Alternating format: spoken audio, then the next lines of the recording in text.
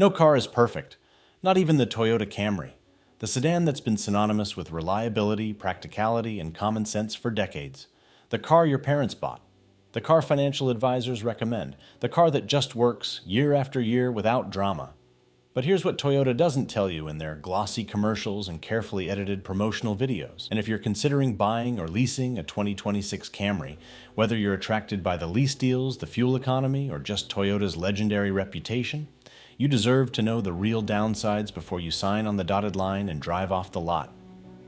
From noisy engines that sound like kitchen appliances running at full speed to questionable interior choices that make you wonder where your $30,000 actually went, the 2026 Camry has legitimate flaws that dealerships won't mention during the sales pitch. Today, we're looking at the 5 things that might make you regret buying the 2026 Toyota Camry. No sugarcoating, no corporate spin, no pretending these problems don't exist. Just the honest, unfiltered truth.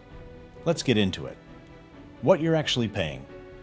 Before we dive into the problems, let's talk about what this car actually costs, because understanding the financial commitment makes these issues even more frustrating. The base SE trim that most people buy starts around $30,000. If you're financing with 10% down over 60 months, you're looking at about $555 per month. Leasing the SE runs around $339 per month for 36 months with 10,000 miles per year. For the higher trims, the XLE would be around $410 monthly to lease and approximately $625 per month to buy. If you wanted the highest trim, the XSE, you're looking at around $425 per month to lease and approximately $660 per month if you purchase it. Those aren't small numbers. And when you're spending $30,000 to $35,000 plus on a car, whether buying or leasing, you have every right to expect it to be great in every way that matters, which brings us to the problems. Number 1, the blender noise. The biggest complaint? The noise. Cruising at steady speeds, the cabin is quiet, but the second you mash the gas to merge or pass, that 2.5-liter 4-cylinder drones.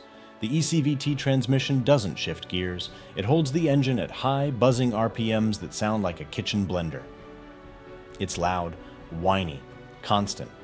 If you're coming from a V6 sedan or turbocharged 4-cylinder, this is a tough adjustment. The Camry Hybrid produces 232 combined horsepower, plenty for daily driving. The problem is how it delivers that power. The ECVT maximizes efficiency but creates noise. Unlike competitors using sound deadening or active noise cancellation, the Camry doesn't do enough to quiet things down. Test drive it. Get on a highway on-ramp. Floor it. Listen. For many buyers, it's a deal breaker. Number 2, the plastic interior. Number 2, interior quality. Toyota kept prices competitive while adding hybrid tech, AWD, and safety features. Where they saved money? Interior materials. The lower cabin, door panels, center console, lower dashboard is covered in hard, scratchy plastic. Not soft touch, not padded, cheap plastic that scuffs easily. Kids kicking door panels? Scratches. Resting your elbow on the console? Uncomfortable. The 2026 Honda Accord uses higher quality materials throughout. The Accord feels premium and refined. The Camry feels like Toyota said, good enough. The upper dashboard and seats are fine, but for $30,000 plus, you expect better than fine. Toyota can do better. The Lexus ES proves it. They chose to cut costs here, and it shows. Number 3. The trunk struggles. Point 3, practicality. On paper, the trunk looks fine, but the shape and usable space are problems. The Honda Accord offers 17 cubic feet. The Camry gives you 15 cubic feet, already less but worse than it sounds. The trunk opening is narrower. Wheel wells intrude into the floor. The shape is awkward, not a clean box. Trying to fit 2 large suitcases? You're playing Tetris. Loading a double stroller? Good luck. Costco runs with bulky items? Frustrating. Sedans already disadvantage cargo space versus SUVs. The Camry's cramped trunk makes it worse. Number 4. The nanny sensors. Number 4. Intrusive technology. Toyota's 2026 driver monitoring system is overly sensitive. The system uses cameras and sensors to monitor your eyes, head position, and body posture. The goal? Detect drowsiness or distraction and alert you before something bad happens.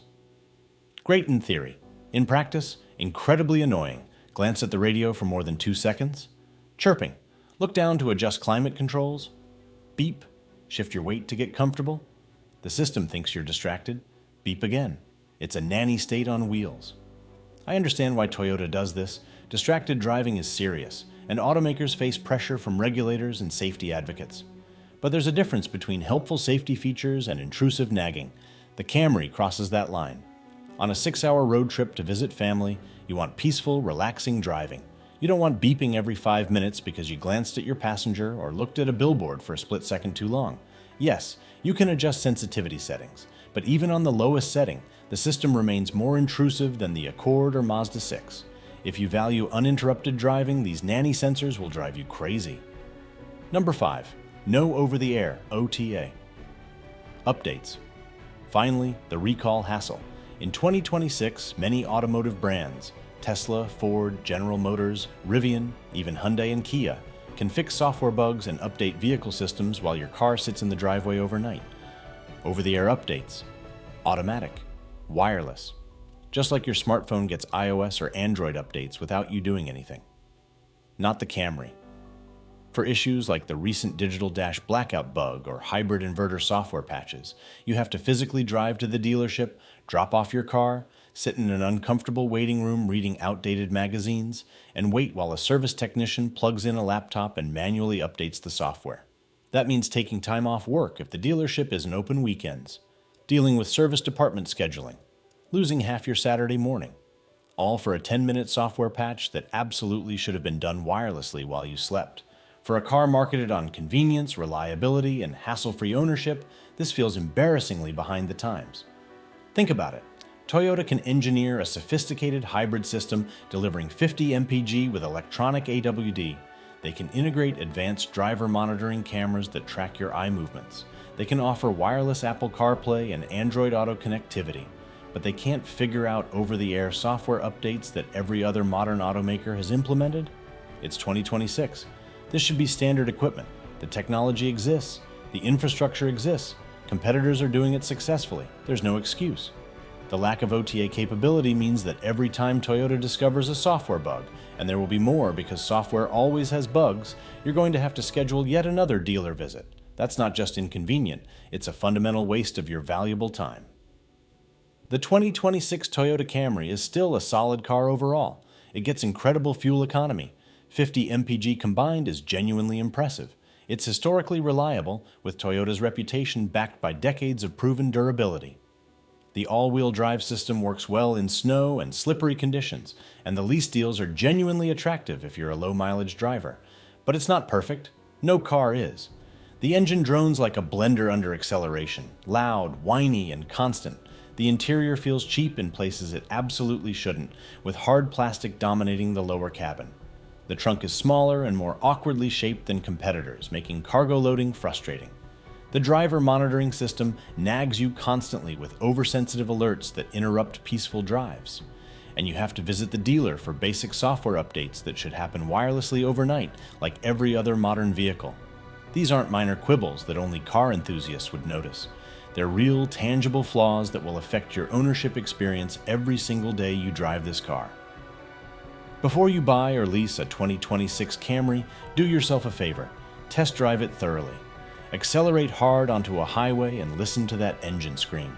Touch the interior materials and see how they feel. Open the trunk and try loading actual luggage. Experience the driver monitoring system on a longer drive and see if the constant beeping bothers you. If these issues don't bother you, or if you can live with them in exchange for the Camry's undeniable strengths like fuel economy and reliability, then go for it. Plenty of people will be perfectly happy with this car, but go in with your eyes wide open, because no car is perfect, not even the Toyota Camry.